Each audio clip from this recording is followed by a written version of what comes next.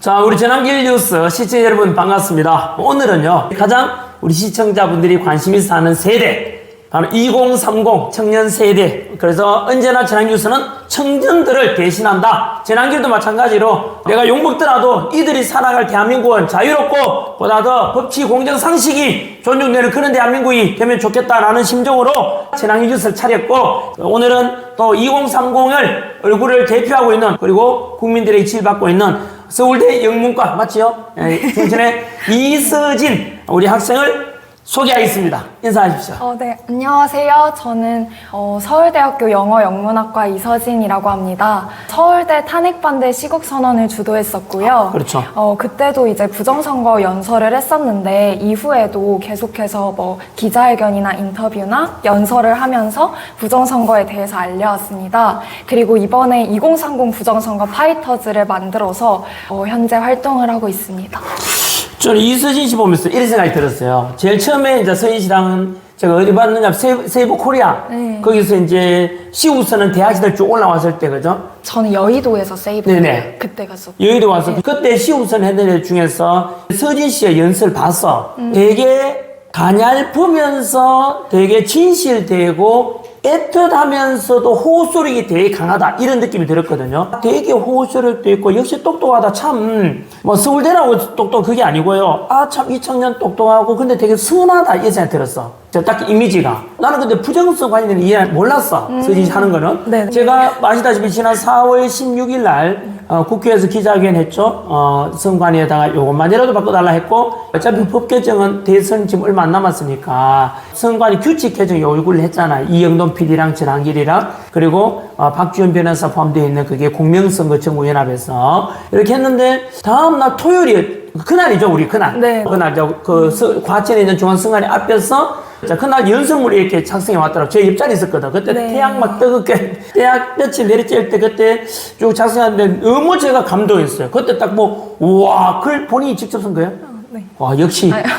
어쨌든 그때는 그 다음날 또 만났잖아요. 또 선관위 앞에서 이제 부정성 관련해서 집회를 여는데 그때 비 오는 날이었죠. 그날도 마찬가지로 연설하는데 참 제가 와닿기도 하고, 어쨌든 동사무집 제가 소개가 좀 길은 이유가 제가 이서진 씨의 약간 팬클럽이 됐다 해야 되나? 아주 장려성 있다. 이런 청년이 있으면 대한민국의 미래는 밝다, 진실되다, 이런 걸 느꼈는데요. 그럼 먼저 돌아가서 1, 2월 달 정도 되잖아요. 탄핵 반대 시국선언. 네. 그러고 나서 저도 그랬지만 욕 먹잖아요. 네. 서진 씨는 네. 지지를 받았어요? 아니면 욕 얻어 먹었어요? 그 뒤에 어떤 일이 있나든지 혹시 궁금해요. 양쪽 다 있었는데요. 이제 뭐 당연히 애국 시민분들은 되게 네. 많이 알아봐 주시고 응원해 주시고 했고요. 저도 뭐 서울대 가짜 서울대생이다 이런 가짜 뉴스도 났었거든요. 진짜? 네, 매일경제에서. 뉴스까지 나왔다고? 네. 기사가 났어요. 그걸 뭐 제보한 사람이 아니면 누구지? 무슨 의도지 이거는? 이게 그냥 학교 뭐 관계자에게 알아봤다 이런 식으로 했는데, 이제 과 사무실에서 저희가 물어봤어요, 과 사무실에. 네. 근데 과 사무실에서는 학생의 재학 여부를 아예 알려줄 수 없다, 개인정보이기 때문에.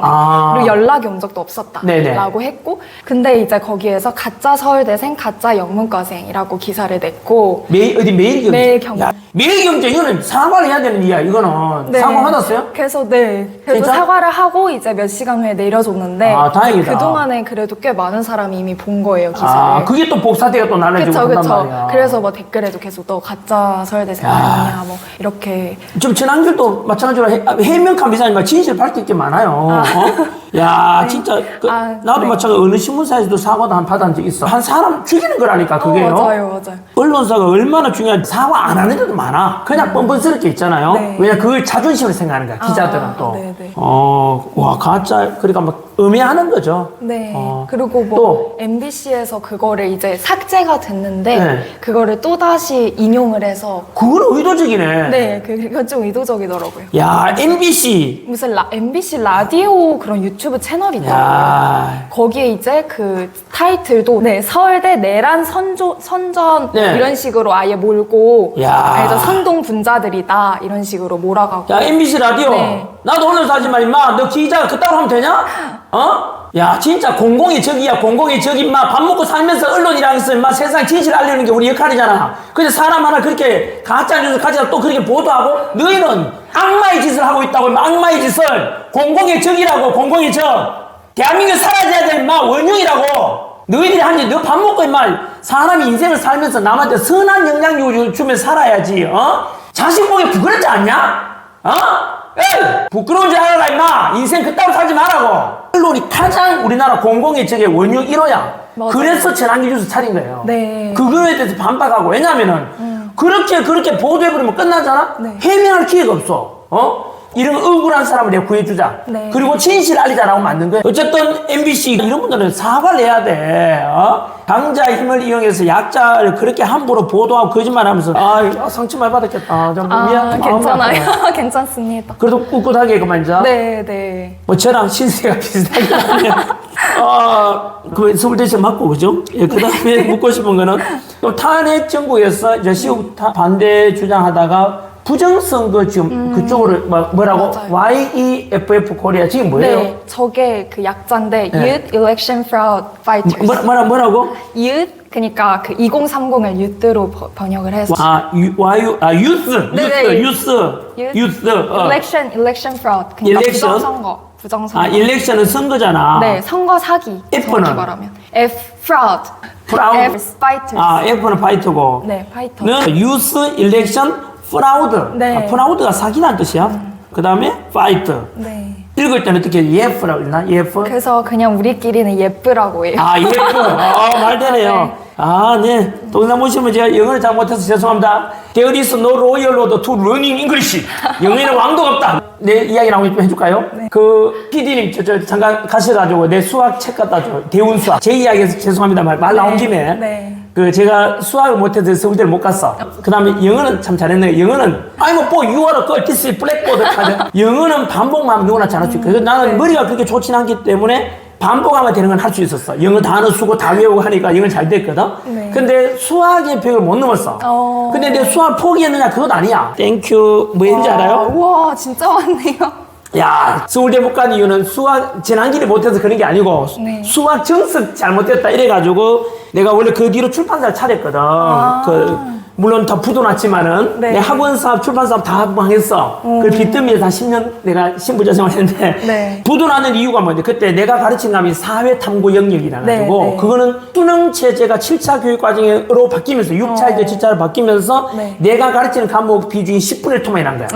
내가 6차 때는 사회, 지리, 국사율을 다 가르쳤거든. 인문계장이 필수였는데 네. 7차 교육과정이 되면서 아마 서진 시단 때처럼 이제 자연계 학생들은 수능에서 사회탐구를 안 하잖아. 네네. 인문계들만 하고 인문계 선택으로 바뀌었다고. 그래서 10분의 1토막이 나잖아. 그래서 부도가 났어. 그 뒤로 고민했거든. 야, 그러면 내가 어떻게 하면 그 입시 제도 영향 없이 승승장구할 수 있을까 생각하니까 그게 수학이라는 거야. 네. 수학은 내과 의사하고 똑같은 거야. 이거 뭐 언제나 환자들이 안정적으로 있는. 왜냐면 중고등학교 전부 수학 위주잖아. 대학 네. 입시도 그렇고. 그래서 내가 수학 출판할 때 이래 된 거야. 그래서 그러면 어떻게 할까? 나도 물론 수학을 못해서 서울대 못 갔으니까 이번에 수학 정석을 뛰어넘는 기본서를 만들자 이래 된 거야. 그래서 내가 그때 출판사가 이제 수소문 끝에 수학책을 정말 잘 쓰는 저자를 찾아간 거야. 맨 서울대 수학과야. 오종래 선생이라고 있거든. 네네. 그 집을 찾아가서 선생님 내 빚을 이야기 줬지. 나는 수학 정석을 뛰어넘고 싶다. 정석이 우리나라 성경 다음으로 많이 팔린 책이야. 그래서 내가 수학 정석을 뛰어넘는 책을 만듭시다 하니까 만들 수 있나 하니까 만들 수 있대. 좋다. 내가 출판사 출판할 테니까 책을 내줘야 됐거든. 그래가지고 자 기본서 내기를 내가 그래서 투자도 막 받았어. 투자 받아가지고 낸 책이 뭐냐? 이 책입니다. 제목이 뭐냐? 대훈. 자 뭐라고? 대훈? 보입니까? 대운수학. 이름 촌스럽죠? 왠지 알아? 원래 중국 가려고. 왜냐면 우리는 수능생이 그 당시 50만 명, 55만 명인데 중국은 900만 명이래. 그래서 내가 정석을 이길 수 있는 방법이 뭘까 생각해보니까 그 중국으로 가자 싶어서 한자로 대운, 큰 가르침. 큰 수학, 이런 큰 가르치면 수학, 이래가지고 대운상 만드는데, 진짜 책을 잘 만들었어요. 보면은, 괜찮지? 네. 고등수학상, 고등수학하, 수원, 수투, 미적분, 통계기본, 적분과 통계, 기하벡터. 이렇게 쭉 7권을 내야 되는데, 중간에 부도나 버린 거야. 그래서 기하벡터를 못 냈어. 자금력이 딸려가지고, 책도 늦게 나고 이래서 결국은 출판사 다 망해버렸어요. 아이고, 예, 참. 오늘 성대 학생 나와가지고, 이거 책이 참. 아, 네. 아이, 참. 네. 이런 재난기를, 이런 역사 있으네요. 이야기 좀 길었죠?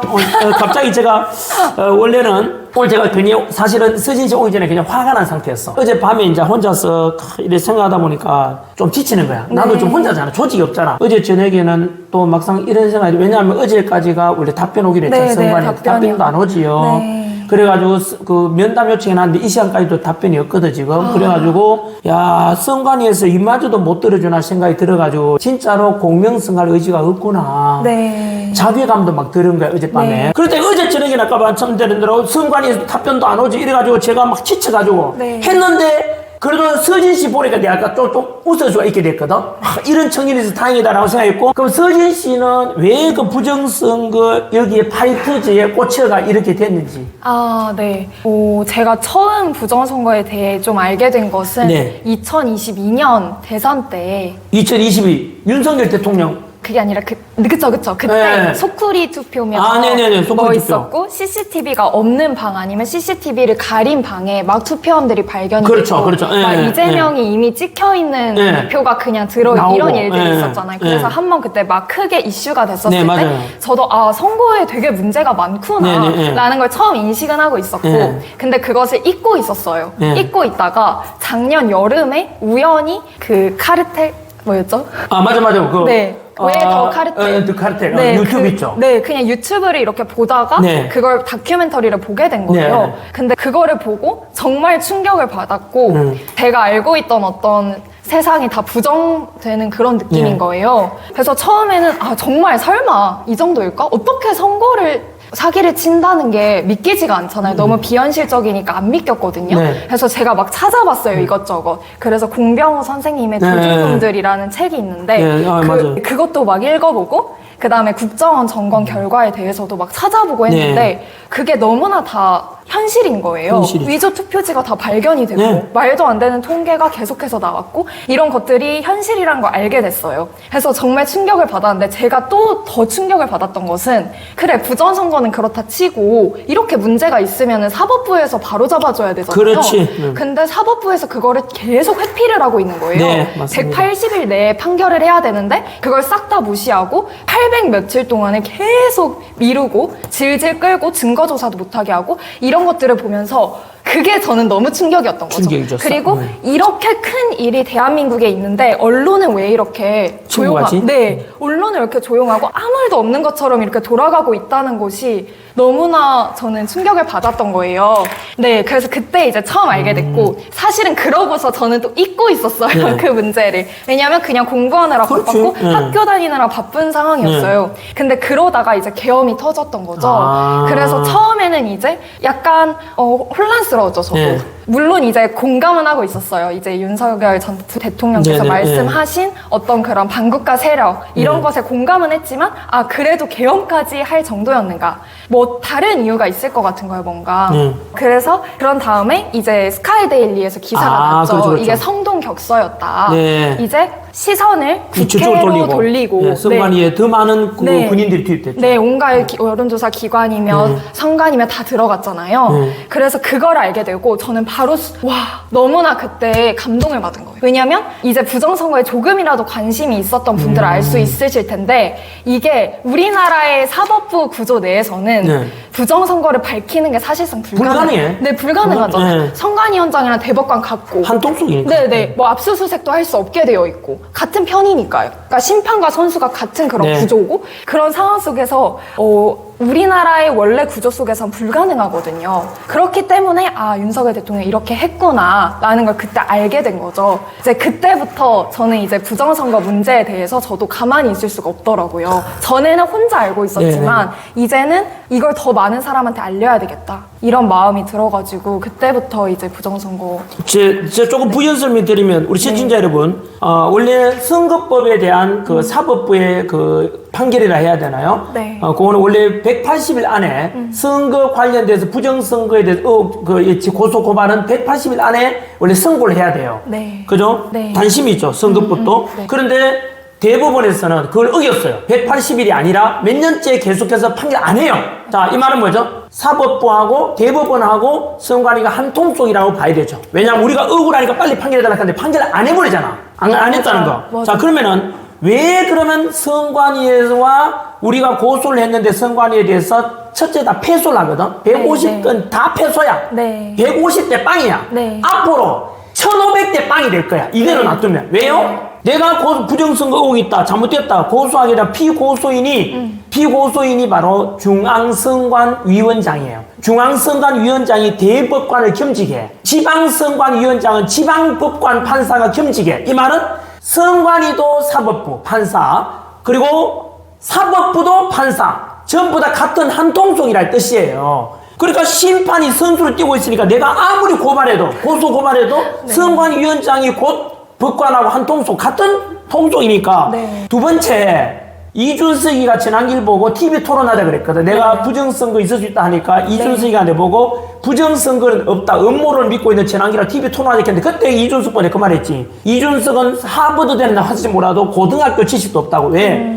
세상의 문제는 우리 사실 문제와 가치 문제로 나뉘거든. 고등학교 책에 나와요. 사회문화 책에. 사실 문제는, 자, 이게 볼펜이냐, 예를 들면 뭐 이거, 기름이냐, 물이냐, 이게 사실 문제야.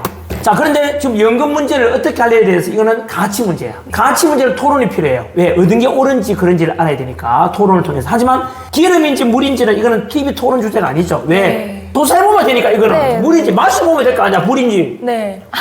물이네? 이건 토론할 필요가 없다 이 말이야. 선거 문제도 부정선거 문제는 가치 문제가 아니라 사실 문제라고. 네. 빼박 증거만 제시하면 된다고. 증거가 넘쳐나는 거야. 그래서 그때 전환길 보고 그랬었거든. 다시 한번 전환길 보고 2030 청년 중에서 비난하는 이유가 수지 똑같은 비난 받을 거야. 왜 사법부에서 180대 150대 빵인데 왜 자꾸 없는 이야기를 지어내느냐. 네. 음모론이다라고 하고. 이준석보도 그래서 네가 무식해서 그렇다고.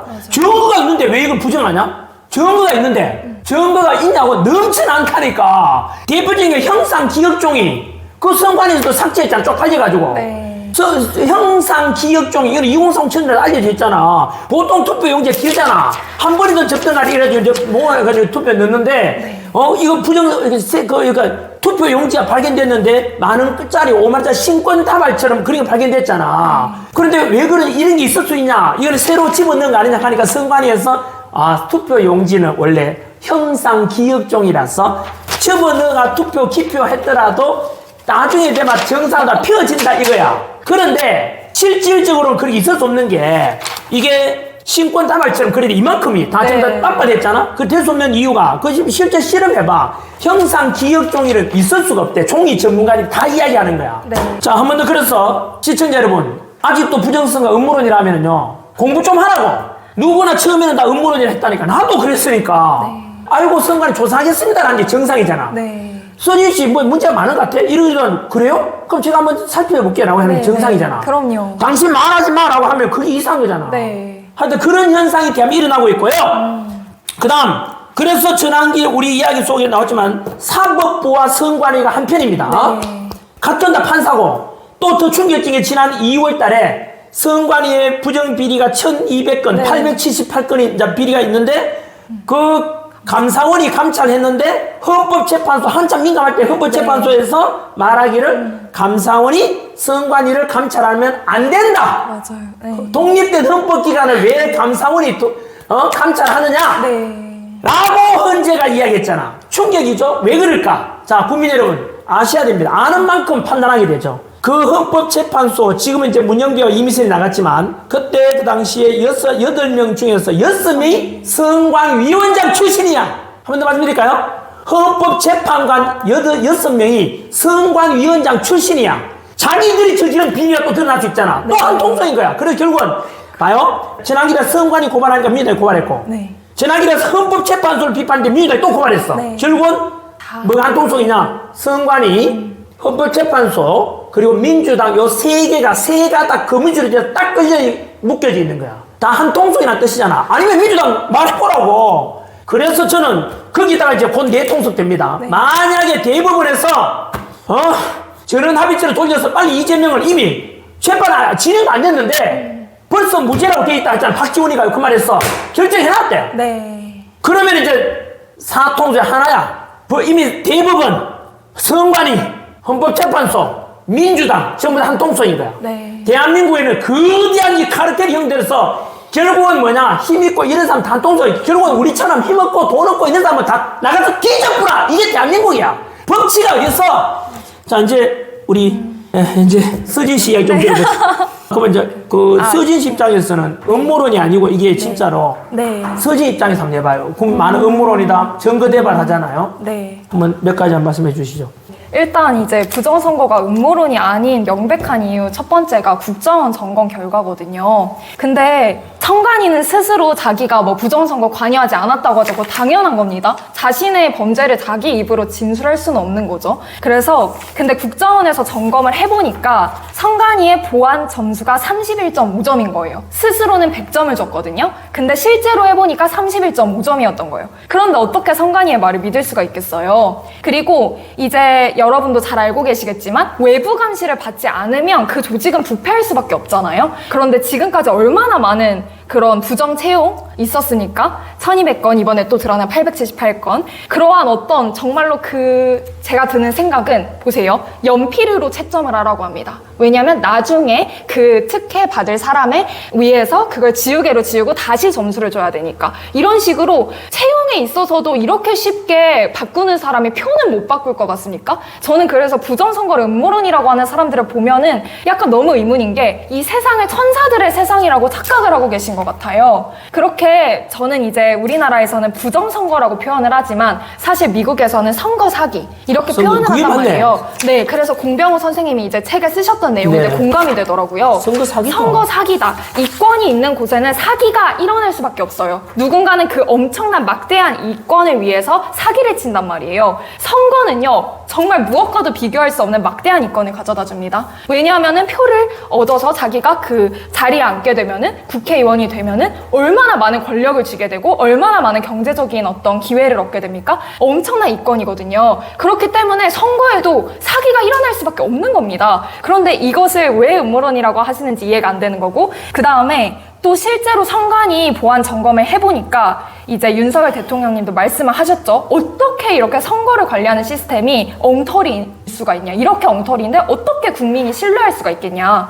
했는데 실제로 정말 충격적이었습니다. 실제로 그때 IT 장비 중에서 단 5%밖에 점검을 못했어요. 선관위에서 그렇게 거부를 해가지고 5%밖에 못했어요. 그런데도 불구하고 모의 해킹을 해보니까 해킹이 너무 쉽게 다 되는 그렇지. 거예요. 너무 쉽게 다 뚫리는 거예요. 그리고 투표 시스템에서 이제 통합 선거인 명부 시스템이 있죠. 유권자의 이름이랑 지역이랑 투표 여부 이런 정보가 들어있는 명부입니다. 근데 그 명부가 너무나 쉽게 조작이 가능한 거예요. 예를 들어서 제가 사전 투표를 했는데 안 했다고 조작이 될 수도 있고 반대로 안 했는데 했다고 조작이 될 수도 있는 거예요. 그게 다 가능한 게 확인이 됐습니다. 가능하다는 게 확인이 됐어요. 그리고 유령 유권자 여러분도 아시겠지만 뭐 197세였나요? 197세. 네, 197세. 파주. 네. 파주에 197세가 투표했대요. 네, 그런 유령 유권자도 정상적인 유권자로 다 등록이 가능했던 거예요. 그리고 또 아까 이제 말씀하셨지만은 이 사전투표 용지에 날인되는 그 선관위 도장이랑 이러한 파일들 있죠. 그걸 다 절취할 수 있는 거예요. 그러니까 해킹을 통해서 그거를 네. 다 절취를 할 수 있어서 그걸 다 프린트할 수 있는 거예요, 무단으로. 그러니까 그거를 무단으로 출력하고 나중에 집어 넣으면 되는 거거든요. 전 6일, 전 3일, 전 4일 되는 거죠. 네, 그게 다 가능한 게 확인이 됐고 개표 시스템에서도 뭐 후보 1번에게 만약에 10만 표가 갔다. 근데 뭐 20만 표가 갔다, 30만 표가 갔다 이렇게 조작이 가능해요. 조작 가능하죠. 네, 가능했던 거고 그 다음에 투표지 분류기에 뭐 말이 뭐가 너무 많아요. 뭐 2번 후보에게 갈 거였는데 1번 후보에게 간 것으로 조작이 될 수도 있고 이런 식으로 실제로 드러난 거죠. 네, 그게. 맞아요. 이렇게 그냥 작정하고 시도를 하면 해킹이 가능한 거예요. 그럼 이제 이런 말이 있어요. 부정선거가 음모론이라고 하시는 분들은 부정선거에 일어나려면 정말 많은 인력이 필요하고 그러면은 엄청난 인력이 필요하다. 필요하죠, 그렇죠. 근데 그 사람들이 다 매수됐을 리가 있냐. 뭐 이런 그렇죠. 식으로. 그런 이야기들. 네, 맞아. 이런 식으로 네. 이야기를 하는데 그거는 너무나 나이브한 생각이에요, 여러분. 지금 이 기술이 얼마나 발달한 시대입니까? 그거 그냥 카페에서도 해킹할 수 있는 거예요. 그렇기 때문에 여러분 그런 것들을 좀 인식을 하셨으면 좋겠고요. 그 다음에 너무 많아요. 비밀번호가 1, 2, 3, 4, 5. 이거 말이 그렇죠. 되나요? 서브. 네, 회사에서도 그렇게는 안 해요. 근데 그 비밀번호가 1, 2, 3, 4, 5였고요. 네, 이런 것들이 정말 많고요. 실제로 국정원이 말을 한 게 해킹 8건을 선관위에 통보를 했는데 선관위는 아무것도 알지 못하고 있었던 거예요. 그러니까 국정원이 알려줘서 그때 해야 한 거죠. 해킹이 있었어요. 이렇게. 그리고 실제로 이제 북한의 해커 조직인 킴스키의 악성 코드에 감염돼서 자료가 유출되는 사건도 있었고 이런 식으로 엄연히 부정선거가 가능하다는 그러한 사실들이 다 입증이 됐습니다. 그리고 또 이제 대법원 판결이 있었는데 왜 대법원 판결에서 아니라고 했는데 고집하냐. 그러니까 마치 사법부의 판결도 무시하고 우리가 음모론을 펴는 것처럼 이렇게 몰아가거든요. 그렇죠. 근데 이제 스탑 더 스틸 이번에 책이 나왔지만 네. 그 2020년 대법원의 판결은 정말 사실상 없는 판결이나 마찬가지예요. 왜냐하면 엉터리 판결이었거든요. 예를 들어서. 네, 예를 들어서 당시에 이제 증거 조사를 해야 되잖아요. 근데 서버 같은 어떤 디지털 영역의 증거 조사는 애초에 하질 않았어요. 애초에 하질 않았어요. 그리고 재검표 있죠. 네, 표 네. 다시 재검표 네, 해보는 재검표해달라는 거. 그런 것마저도 엄청 극소량만 허용이 된 거예요. 그러니까 엄청 조금밖에 못 열어봤고 근데도 비정상적인 투표지가 엄청 나왔잖아요. 그러니까. 근데 그에 대해서 제대로 증거 조사를 한 게 아니라 선관위가 일방적으로 주장하는 거를 다 받아들여서 그럴 수도 있지. 1장기 투표지 1000장 나와도 그럴 수도 있지. 증인이 다 나왔어요. 그 투표 관리관은 나는 보지 못했다. 한 번도 그런 표를 보지 못했다라고 증언을 했는데도 그럴 수도 있다고 다 말했단 말이에요. 그리고 예를 들어서 형상기억종이 현미경으로 보면은 접힌 자국이 보인다. 뭐 이런 식으로 그냥 선관위가 얘기를 하는 말도 안 되는 어떤 변명들을 다 받아들여줘. 그렇기 때문에 이거는 제대로 된 판결이라고 할 수가 없고요. 그 다음에 이제 한 편이에요. 애초에 한 편이기 때문에 이렇게 될 수밖에 없었던 거였고요. 신권다발 투표지. 신권다발 투표. 예. 네, 원상으로 형태가 회복되는 그런 종이를 사용하였다. 근데 나중에 그거 다 삭제했지 않았습니까? 그렇죠. 선관위 홈페이지에서도 네. 말이 안 된다 해가지고 네. 삭제했죠. 이번에도 마찬가지잖아요. 얼마 전에 그것도, 예. 봉인지가 투표함에 남는다고 홍보한 적이 한 번도 없다라고 거짓말을 했는데 알고 보니까 홈페이지에 다 이미지로 있었어요. 투표함에 오픈보이드라고 뜨도록. 근데 그것도 언제 재빠르게 또 수정을 한 거예요. 투표함에 남지 않도록. 이런 식으로 선관위가 그냥 변명하는 걸 대법원이 다 받아들여줬단 말이에요. 그리고 또 중요한 거는 뭐냐면 이제 그 선거 무효 소송을 제기하는 사람들이 일반인이잖아요. 네. 그 사람이 수사기관도 아니고 아무것도 뭐 증거조사를 할 수가 없어요. 그리고 부정선거의 어떤 증거, 서버라던가 선거인 명부를 이런 거 다 선관위가 가지고 있는데 그렇죠. 근데 이제 대법원에서 뭐라고 했냐면 너가 언제 어디서 누가 어떻게 이 부정선거를 했는지를 다 알아봐라. 근데 그걸 그걸 밝히지 못했으니까 부정선거는 일어났다고 볼 수 없다. 야. 그냥 이렇게 판결을 내린 거예요. 입증 책임을 그냥 다 떠넘긴 거예요. 일반인. 반대로 원래 그리고 의혹 네. 있다면 그걸 다 오픈해줘야 되는 게 정상 아니야? 네, 도와줘야 되잖아. 증거조사가 되도록. 그렇죠. 근데 그건 다 막아놓고 너가 못 밝혔잖아. 이렇게 하고 그냥 부정선거 있었다 할 수 없어. 이렇게 판결을 내려버린 거예요. 그래도 이런 것도 있었죠. 네. 부정 투표용지가 많이 나왔는데도 불구하고 이미 당락을 바꿀 만큼의 그 표 차이는 아니다 이거죠. 네. 예를 들면 100표 차이가 났는데 100표 차이 이상 떨어졌어. 네. 그럼 다시 재검표해야 되니까 50표 차이로 떨어진 거야. 네. 그럼 당락은 바뀌지 않지 않냐. 따라서 부정성이 없었다. 네. 여러분 독일 같은 경우는 네. 단 한 표의 부정투표가 발견돼 가지고 재투표를 해요. 네. 그게 정상 아닌가요? 그게 정상이죠. 한번 물어볼게요. 그게 정상이고 상식 아닌가요? 네. 왜냐하면은 당락이 안 바뀌니까 부정선거가 없었다. 말이 안 되잖아. 부정이 있었던 거잖아. 그거는. 네. 저는 이런 거에 대해서 한 번도 말했지만 이 분리를 보고 침묵하는 것은 악의 편이고 결국은 깨구리 죽어가듯이 다 죽어가게 된다는 거예요. 나는 이렇게 생각해요. 네. 정신 차려야 돼. 이거 의미 없어요. 그러면요. 네. 체제전쟁 승리, 부정선거 세력 척결이 네. 반국가 세력 척결, 이 체제전쟁의 승리하기 위한 필요 조건이라고 하셨는데. 네. 그죠? 네. 금방 이게 아마 그냥 카르텔로 연결되어지니까 그런 거겠죠. 그런 것이겠죠. 네. 그러니까 체제.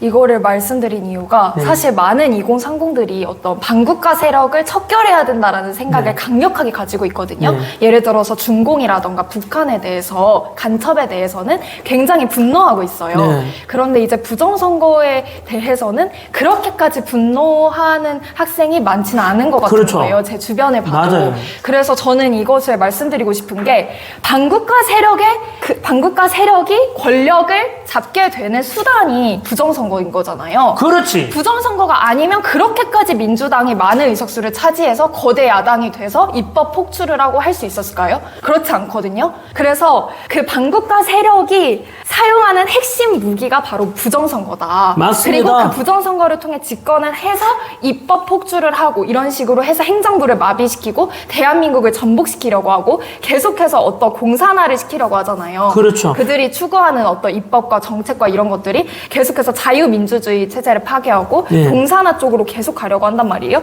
그렇기 때문에 여러분이 반국가 세력을 척결을 하고 싶으시다면 부정선거 세력을 먼저 척결을 해야 된다는 맞습니다. 거를 네, 꼭 알려드리고 싶었습니다. 그리고 네. 실제로 중국 공산당이 이제 세계 각국의 선거에 개입했다라는 이거는 한국 레거시 미디어에서도 되게 많이 저도 캐나다도 하잖아요. 공개가 네, 네. 그런데 우리나라는 제일 가까운데 중국에 그렇게 많은 국가들의 다 개입을 선거에 개입을 하는데 우리나라 선거엔 개입 안 할까요? 그것도 말이 안 되잖아요. 그래. 그래서 이미 중국은 이렇게 로비를 해오고 매수를 해가지고 이제 자신의 중국의 어떤 이익을 대변하도록 친중적인 그렇게, 정치인을 당선시키려고 하는 네, 거죠. 친중 정치인들을 당선시키는데 계속 개입을 해왔단 말이에요. 이게 대한민국에서도 일어나고 있는 거죠. 그러니까는 이게 단순히 어떤 부정선거가 우리 국내의 문제가 아니라 우리의 어떤 주권 국가로서의 독립성이 있어야 되는데 만약에 중국에서 그런 식으로 해버리면 어떤 중국의 속국으로 전락하는 그래서 정말 심각한 문제라고 생각합니다.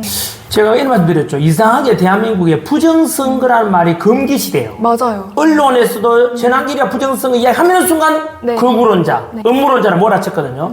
결국은 한 통속 아닌가 이런 생각이 드는 거죠. 맞아요. 똑똑한 이서진 오늘 학생이 나와가지고 이서진 씨가 너무나 설득력 있게 쭉 이야기했지 않습니까? 반국가 세력을 척결해야 된다. 수많은 대학생들이 왜 내 일자리 뺏기고 네. 내 살아갈 나라가 반국가 세력이라면 안 된다는 것에 대해서 공감하지만은 네. 그 반국가 세력에 대해서 굉장히 분노하고 그거는 반드시 척결해야 한다 하면서도 부정선거에 대한 것이 더 중요하다. 그것의 근본적인 원인 제공이 다 부정선거에서 오는 것이다. 네. 그렇게 해서 뽑혀진 사람들이 다 이렇게 되니까 그거에 대해서 관심 가져주시고 여러분들도요. 그 유명한 이영돈 PD 옛날에 추적 탐사 프로의 1인자죠. PD. 이영돈 PD가 부정선거에 대한 증거를 탁 제시하니까 네. 처음에 조회수가 120만 건이 갔거든. 네, 네. 그 다음부터 조회수는 10만 건 밑으로 가버려요. 그러니까요. 왜 그럴까요? 적어도 저는 이 영상 보시면 중에 2030 청년들께서는 최소한 한 번쯤은 가서 한번 영상을 보시고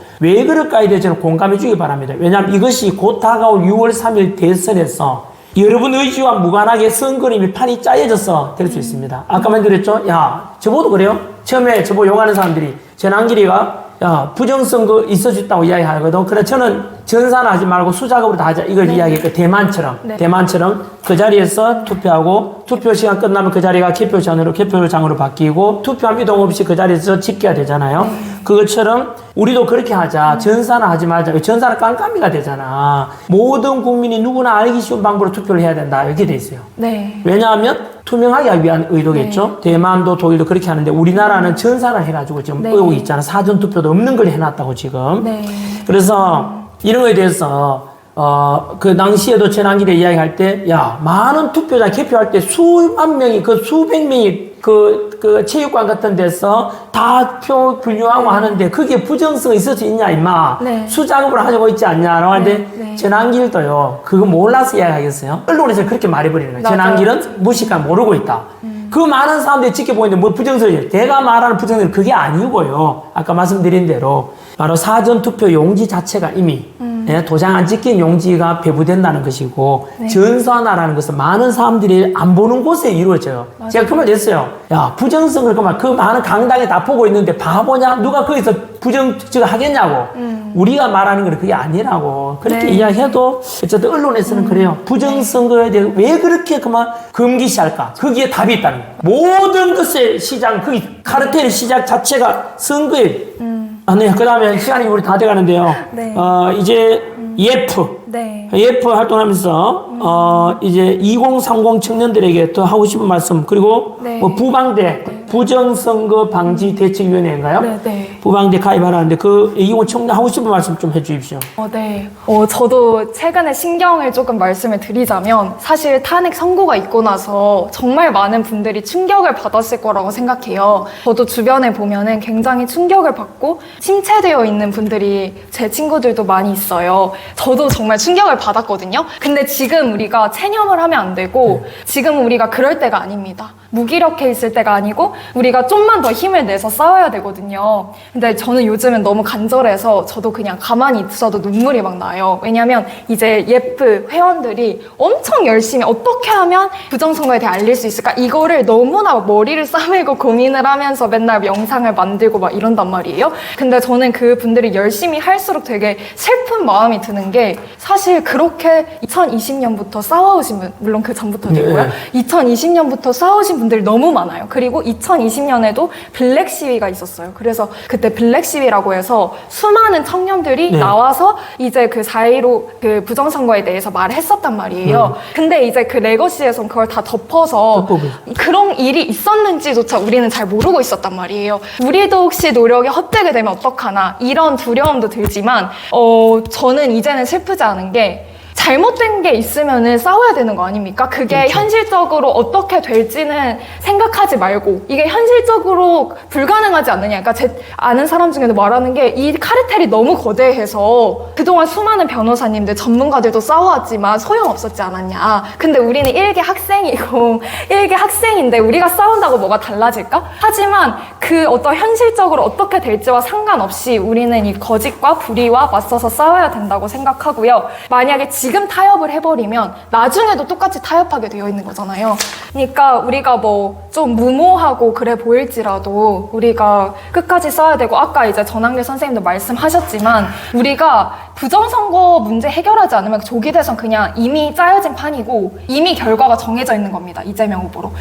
폭스 뉴스에서도 이번에 말을 했듯이 99%. 네, 99% 일어난다. 부정선거. 네, 99% 일어나고 만약에 이번에 못 막으면 이재명 못 막으면 우리나라는 베네수엘라가 된다. 제2의 베네수엘라가 된다라고 했단 말이에요. 그래서 물론 우리가 이재명이 집권해도 우리가 계속 싸울 수는 있겠지만 그때는 너무 힘들어지는 겁니다. 더 힘들어지. 왜냐면 여러분도 아시겠지만 문재인 집권한 다음에 우리나라가 사법부도 얼마나 파괴됐고 안보도 얼마나 파괴됐고 경제도 얼마나 무너져 있고 이런 것들을 지금 회복하려고 하는 게 너무 힘들잖아요. 우리가 아무리 싸워도 그게 수백만 명이 거리에 나와서 싸워도 이 우리법 연구에 이미 잠식되어 있잖아요. 사법부가.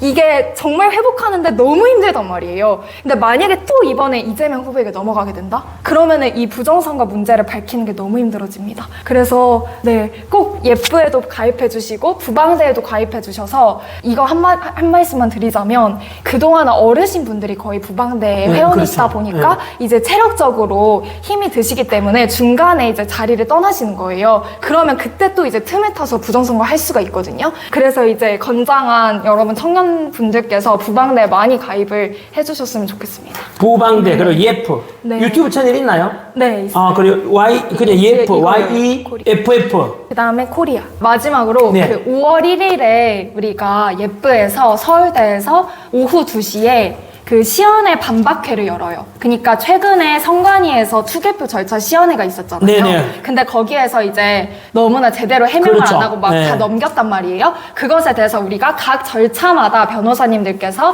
반박을 하시는 그런 시연회 반박회가 열리고 선생님도 참여하시고 아 네네 그렇습니다. 저 선생님, 할게요. 전한길 선생님도 오십니다. 네, 좋습니다. 그러니까 그리고 2030 아마 청년들의 토론도 짧게 있을 것 같고 그다음 우리가 대만 수개표 있잖아요. 네. 그거를 우리가 퍼포먼스로 보여줄 거예요. 실제 그날 어떻게 서울대 해야 모일 때도 되는지. 마찬가지로 네. 뭐 예를 들면 수만 명이 모인다 그래도 네. 가능해요?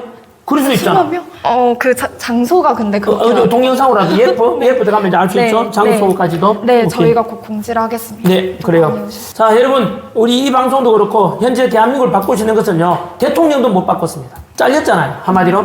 그리고 대부분 또 이렇게 판에 짜인다 하지 않습니까? 국민 여러분, 바꿀 수 있는 오직 국민밖에 없습니다. 윤석열 대통령이 그래서 그 말 하시는 것 같다.